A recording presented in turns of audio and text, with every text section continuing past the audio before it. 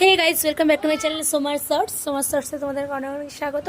তো দেখো আজকে আমরা খাওয়া দাওয়া করে একটু বেরিয়ে যাব। আজ আমরা বারুইপুর যাবো সিলেদার্সে।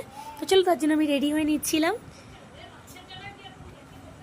তারপর দেখো আমরা গাড়ি ধরে চলে এসেছি, স্টেশনে চলে এসেছি। আমি দিদি ট্রেনের জন্য ওয়েট করছিলাম। দেন বারুইপুর চলে এলাম। তারপর দিদি এখান থেকে ছাতা কিনছিল একটা, দিদি ছাতাটা নষ্ট হয়ে গেছে তো ছাতা কিনছিল ওখান থেকে একটা। আমরা ছাতা কিনে নিয়ে তারপর চলে এলাম। আমি না লুকিয়ে লুকিয়ে এখানে ভিডিও করেছি।